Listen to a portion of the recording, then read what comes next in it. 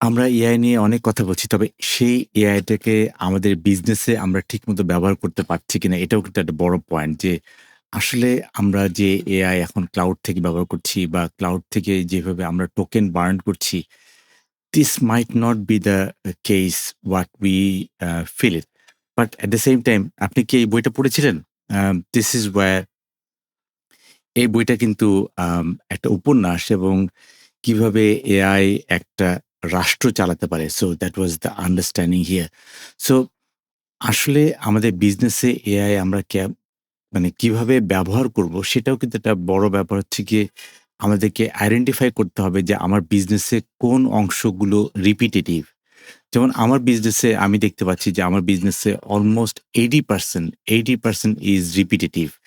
তো আমাদের যদি 80% কাজ যদি রিপিটিটিভ হয়, তাহলে আমরা সেইটাকে কিভাবে আমরা এআই এর আওতায় আনতে পারছি না। আর সেখানে আমি টোকেন বা ক্লাউড থেকে আমি কেন মডেল ব্যবহার করব? যেখানে আমার প্রচুর ওপেন সোর্স মডেল আছে এবং সেই ওপেন সোর্স মডেলগুলো যখন আমরা ব্যবহার করি শুধুমাত্র সেই কাজটার জন্য ধরা যাক আমার সেলস ফানেলের জন্য আমার একটা মডেল ব্যবহার করতে হবে। অথবা আমার যে রিপিটিটিভ কাজ হচ্ছে গিয়ে আমাদের একই রিপোর্ট আমাকে জেনারেট করতে হয় প্রতিদিন সকালবেলা।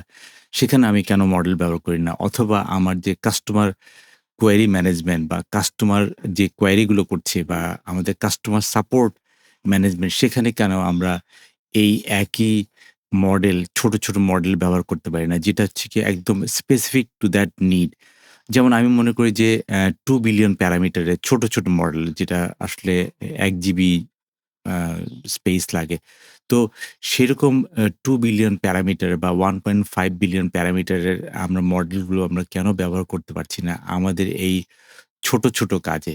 তো আমার পয়েন্ট একটাই সেটা হচ্ছে কি আমাদের বিজনেসে আমরা এত দাম দিয়ে $200 $400 করে এত টাকা খরচ করে আমরা এই মডেল থেকে টোকেন কিনবো নাকি আমরা আমাদের যে মডেলটা আছে সেই মডেলটাকে ব্যবহার করব আমাদের কাজে যেটা হচ্ছে কি আমাদের ডেটা দিয়ে আমি ফাইন টিউনিং করে নিতে পারা।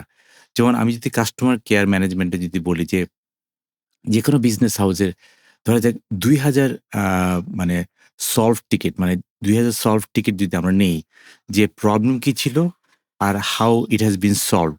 এই যে প্রবলেম এবং সলভ এই ২ টার যদি পেয়ার আমরা যদি ফাইন টিউনিং এ যদি ব্যবহার করি, তাহলে কিন্তু আমার এই 2 বিলিয়ন প্যারামিটার এর মধ্যে কিন্তু আমার কাজ হয়ে যায় এবং যার ফলে আমার যে রিপিটিটিভ কাজগুলো সেটা কিন্তু আমরা ওখানে আম সমাধান দিতে পারি। তো এইজন্য আমি মনে করি যে আমাদের এভরিডে জবে আমাদেরকে এই ছোট মডেল ব্যবহার করতে পারতে হবে এবং এর পাশাপাশি of course you should be reading this যে আসলে একটা রাষ্ট্র কিভাবে এআই দিয়ে চলতে পারে।